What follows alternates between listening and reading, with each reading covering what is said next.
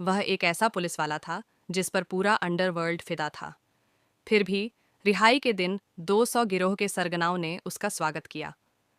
5 खूबसूरत महिलाओं को भी उसके साथ गहन बातचीत के लिए बुलाया गया था। ऐसा सादगी भरा व्यवहार जाहिर है केवल आम लोग ही पसंद कर सकते हैं। और यह सब शान एयरगुआंग प्रतियोगिता से शुरू हुआ। एक 800 पाउंड के दुबले पतले आदमी ने एक दाढ़ी वाले आदमी को चुनौती देने की कोशिश की, लेकिन उसने उसे थप्पड़ मार दिया, जिससे वह असंयमित हो गया। यह देखकर किसी ने उसे दोबारा चुनौती देने की हिम्मत नहीं की। अचानक एक सुंदर लड़का आगे बढ़ा। उसका नाम कॉनगे था और वह एक कैदी था जो कल ही आया था। उसके छोटे सफेद कटे मुर्गे जैसे शरीर को देखकर उसके आसपास के लोगों ने उसकी ओर इशारा किया और उसका उपहास किया। मुकाबला अभी शुरू ही हुआ था कि दाढ़ी वाले आदमी ने कॉनगे के कपड़े पकड़े और उसके चेहरे पर जोर से थप्पड़ मारा, जिससे वह लगभग उड़ गया। लेकिन आश्चर्यजनक रूप से वह खुद को संभालने में कामयाब रहा।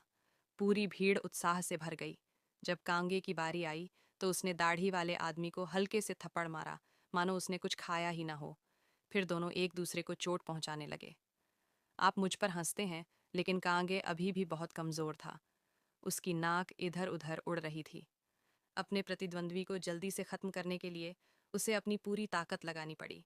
हालांकि दाढ़ी वाला आदमी पिट गया था, वह जमीन पर गिर गया, लेकिन इस छोटी सी चाल ने जेल प्रमुख का ध्यान सफलतापूर्वक आकर्षित कर लिया। दाढ़ी वाला आदमी हार झेलने के बाद निश्चित रूप से इसे हल्के में नहीं लेने वाला था। यह देखकर कांगे ने अचानक हमला किया और एक और शक्तिशाली मुक्का मारा।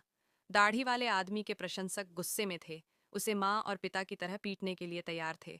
हालांकि वह संख्या में कम था, उसकी चालाक चालबाजियां हर महत्वपूर्ण प्रहार को चकमा नहीं दे सकीं और उसने दाढ़ी वाले आदमी का हाथ भी एक बैकहैंड से तोड़ दिया। बाद में दाढ़ी वाले आदमी को एहसास हुआ कि वह बदला नहीं लेना चाहता था।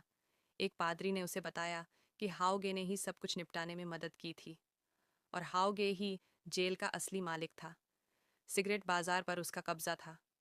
कैदियों के लिए वे पैसे के बिना तो रह सकते थे, लेकिन सिगरेट के बिना नहीं। इसलिए अंदर घुसते ही उसने अपने सभी प्रतिद्वंद्वियों को हराने के लिए क्रूर बल का इस्तेमाल किया। उसे और वार्डन लैंग को घेर लिया गया और उनका सफाया कर दिया गया, जिससे पूरे जेल के सिगरेट बाजार पर उसका एकाधिकार हो गया। वह जहां भी जाता, कैदी उसे रास्ता दे देते, जिससे जेल के मालिक के रूप में उसकी स्थिति मजबूत हो जाती। लेकिन फिर उस दिन एक ऐसा आदमी प्रकट हुआ जिसने उसकी स्थिति को खतरे में डाल दिया। उसका नाम अंकल ब्याव था, एक शक्तिशाली व्यक्ति जिससे अंडरवर्ल्ड और अंडरवर्ल्ड दोनों ही डरते थे। उसके आने से हाउगे को अजीब लगा, लेकिन उसने अपना रुख थोड़ा नरम किया और अपने सिगरेट के कारोबार का आधा हिस्सा उसे देने की